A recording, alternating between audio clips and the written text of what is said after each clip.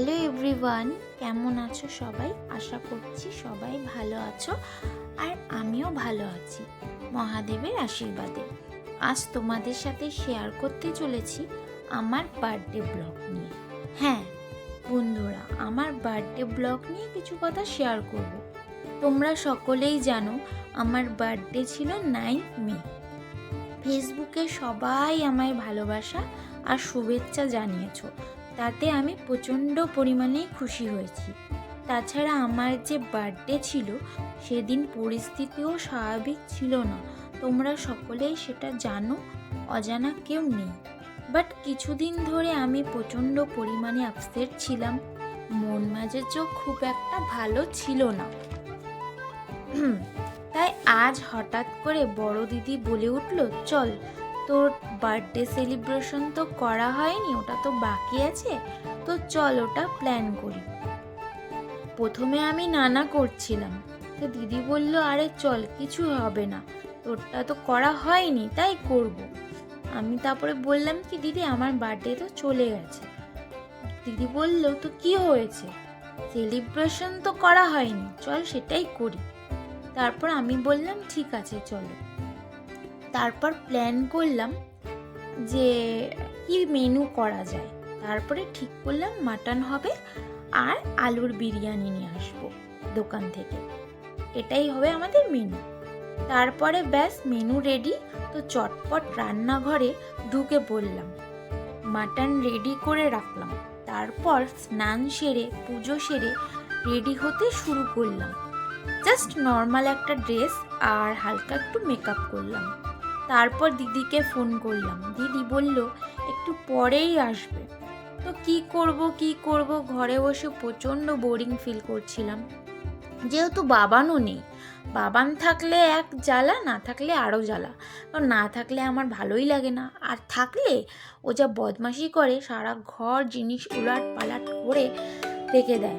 মানে আমার সারাদিনই চলে যায় যে ওর খেলনা গোছাতে। তো যাই হোক, তারপর ভাবলাম যে দিদি আসতে তো এখনো দেরি আছে, তার থেকে বরং আমি একটু চা খেয়ে আসি।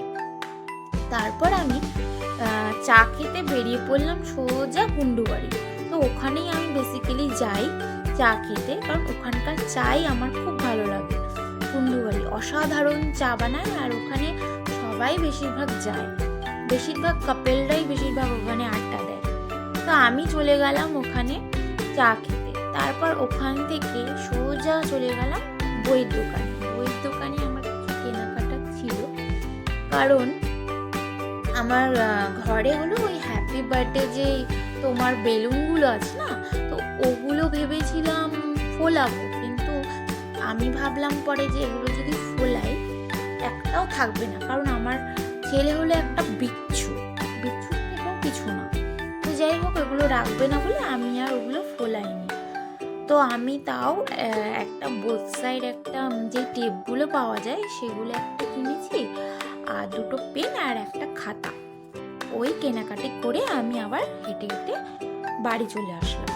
তারপর দেখলাম বসে না থেকে বেলুনগুলো একটু ফুলাই, যেহেতু বাবান নেই, আর বাবান চলে আসলে বেলুনগুলো আর আসতে থাকবে না, তাই ফটাফট করে বেলুনগুলো ফুলাতে থাকি। ওরে বাপরে বাপ, আমার 4-5টা বেলুন ফুলিয়েই আমার গাল দুটো পুরো ব্যথা হয়ে গেল।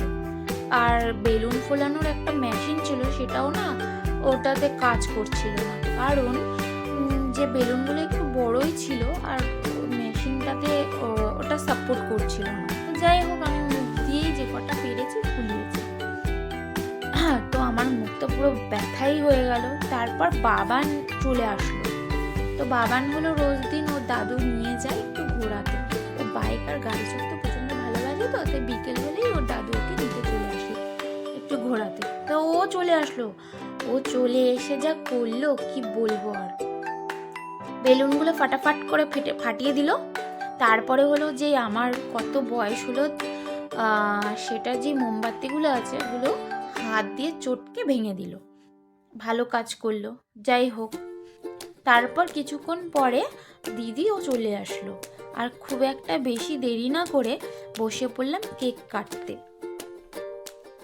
ও মাই গড, কেকটা যে কত সুন্দর দেখতে তোমাদের কি বলবো।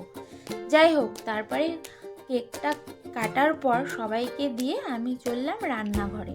হ্যাঁ, রান্নাঘরে তো কিছু কাজ আছে, সবাইকে খেতে দিতে হবে, তো গুছিয়ে দিতে হবে, এগুলো তো করতে হবে। তাই চলে গেলাম রান্নাঘরে, তারপর সবাই বসে পড়লাম একসাথে খেতে। এই ছিল আমার আজকে বার্থডে ব্লগ। তো তোমাদের কেমন লাগলো অবশ্যই জানাও। হ্যাঁ, যে আমার বার্থডে ব্লগটা কেমন লাগলো। জানি যে একটু দেরি করে হলো, কারণ পরিস্থিতি তো সবসময় ঠিক থাকে না, তাই হলো। তাও করেছে এই অনেক, মানুষের খাওয়া দাওয়াটা বড় কথা না, জানো তো। একটুখানি খুশি যথেষ্ট। এই যে আমার জন্য যে একটুখানি করেছে, আমি এতেই হ্যাপি, ব্যাস আর কিছুই চাই না। এই যে একটুখানি আনন্দ খুশি, এটাই বা কতজনে পায় বলো। তো যাই হোক, এইভাবেই কাটিয়ে দিলাম আজকের দিনটা। ভালো লাগলে অবশ্যই লাইক শেয়ার কমেন্ট করে দিও। আবার দেখা হবে নেক্সট কোনো ব্লগে। ততদিন সবাই ভালো থেকো, সুস্থ থেকো, টাটা।